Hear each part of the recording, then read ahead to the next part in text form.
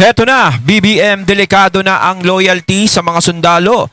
Mga AFP magwi-withdraw na kay Duterte ang loyalty. Ayan, syempre itong balitang ating matutunghayan ngayon ay nagmula kay Malacanang Watch 2024 at ito po ang inyong lingkod na si BT na magbibigay ng reaksyon at komento dito sa video na ating matutunghayan ngayon. At huwag na natin pagtagalin at sabay-sabay na nating panoorin ang laman ng video na hatid sa atin ni Malacanang Watch 2024 at bibigyan natin ng reaksyon ng balitang ito.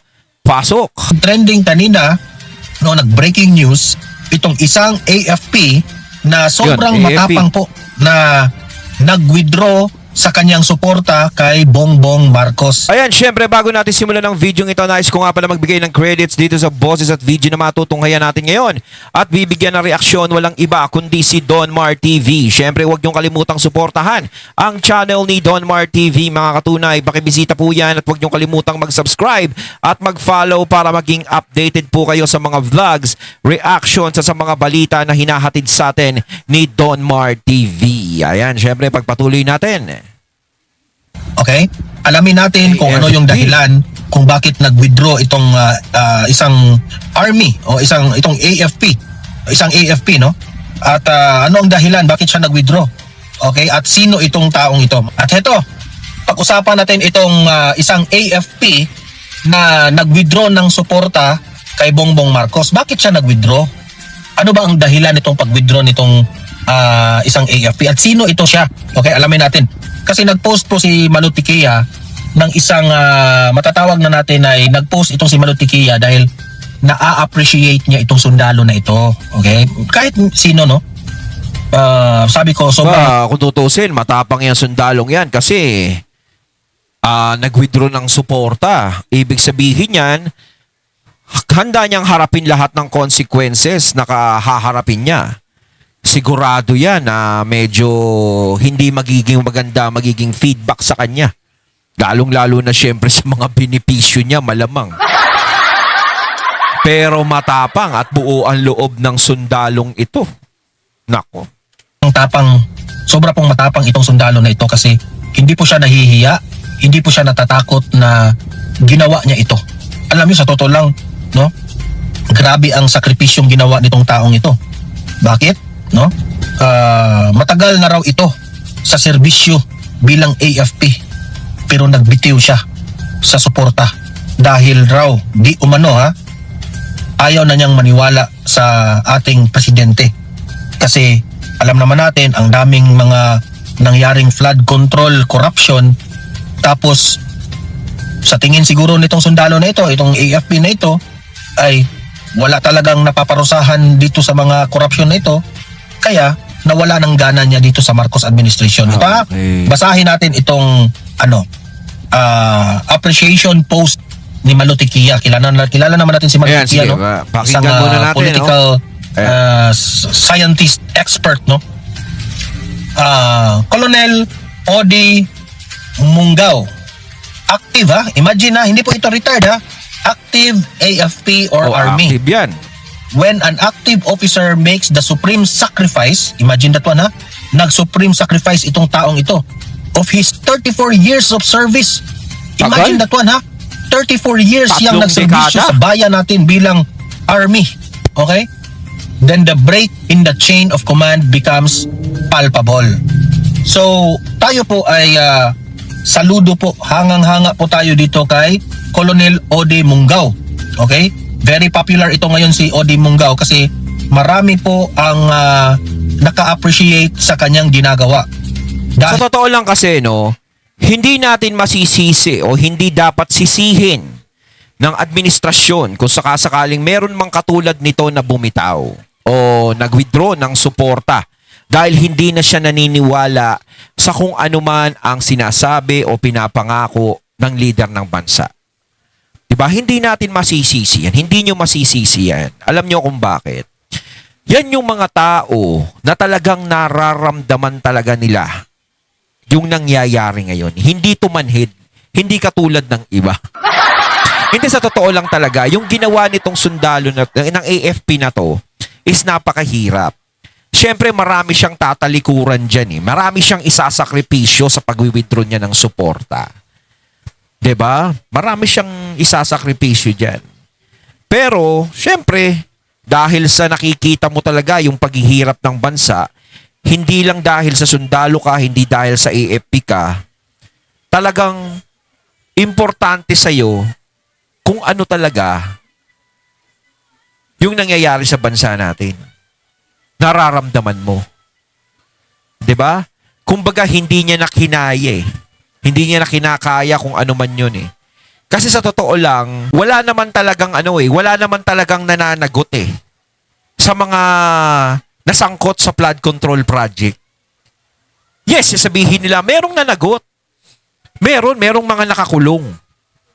Sino ba yung mga nakakulong? Merong bang nakakulong dyan na talagang masasabi natin na mastermind? May mga nakakulong ba dyan na malalaking isda talaga? Yung talagang may kinalaman? Di ba wala? Sino lang naman yung mga nakakulong dun? Mga tauhan lang. So sa tingin nyo ba, is masasatisfied yung taong bayan kung sakaling ganun lang yung nakikita nila? Di ba? Yes! Sinasabi nila, yes! Ito yung kauna-unahang pangulo na lumaban sa korupsyon. O sige, pagpalagay natin, siya na. Siya na yung kauna-unahan na lumaban sa korupsyon. Paanong pakikipaglaban ba yung ginawa? 'Di ba? Bakit hindi pa rin mapanagot yung talagang malalaking tao na nasa likod ng flood control project na yan?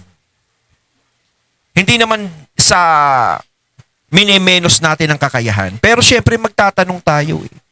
Bakit hindi pa rin nananagot hanggang ngayon? Sinasabi na may magpapasko sa kulungan, may maggaganyan sa kulungan. Yes, meron naman. Pero mga tauhan lang yan. Mga utusan lang yun. Diba? Kumbaga mga manika lang sila, mga puppet lang yung mga yun. Pero yung tunay na hinahabol ng taong bayan, yung gustong managot doon, hindi talaga yun. Diba? Yun ang hinahanap nila, yun ang inaabangan nila, diba? Hanggang ngayon, wala pa kaming nakikita. Kung talagang gusto nyo talaga na magkaroon na maniwala sa inyo yung mga tao at magkaroon ng hustisya, yung dapat bigyan nyo ng hustisya at managot dyan sa flood control project, pananagutin nyo yung mga malalaking tao kasi hindi naman kikilos yung mga maliliit na yan, yung mga tauhan na yan, kung wala talagang pader na sinasandalan niyang mga yan.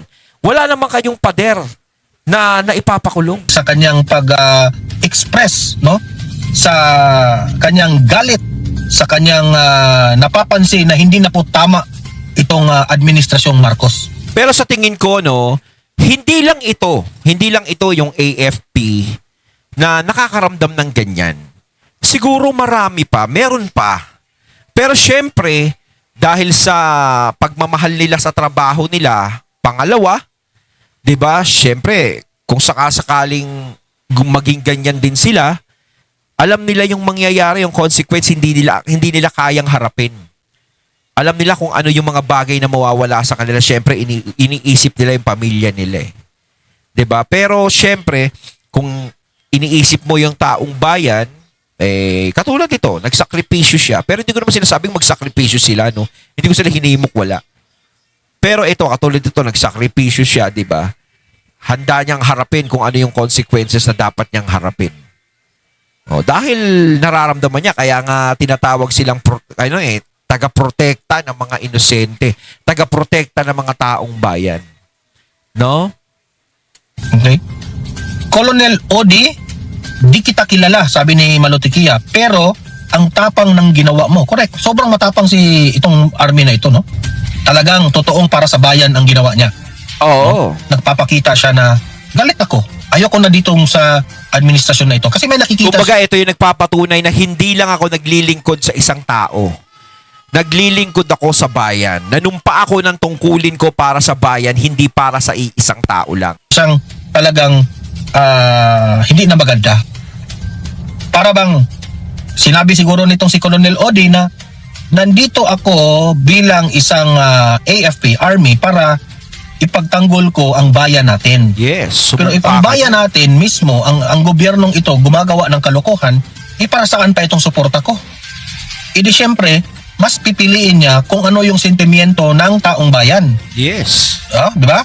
Dahil pinili niya ang sentimiento ng taong bayan, ikaw po ang tunay na AFP. Hindi ka takot, no?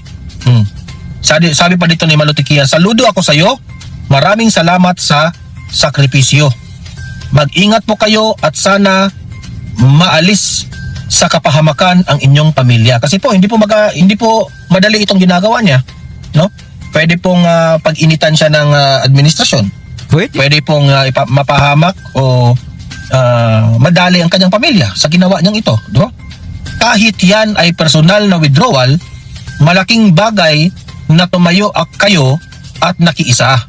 Sana mayroon pang sumunod sa inyo. Kasi po, siya po ang parang silbi nagsakripisyo para ipakita sa kanyang kapwa mga Armed Forces of the Philippines, kasi active siya. Ipakita niya na hindi ako takot. I don't care kung hindi na ako maka-receive ng mga benefits sa gobyerno. Yun yung sinasabi ko. Basta ang sa akin. Yun yung mga consequences na haharapin niya, yung mga benepisyo niya na maaaring mawala. 'Di ba? Pero hindi siya natatakot doon. Para kasing nangyari, sinakripisyo niya na yung kinabukasan eh.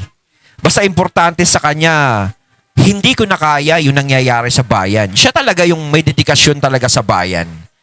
'Di ba? Kumbaga, una ang Diyos, pangalawa ang bayan, pangatlo ang pamilya. Parang ganun sa kanya.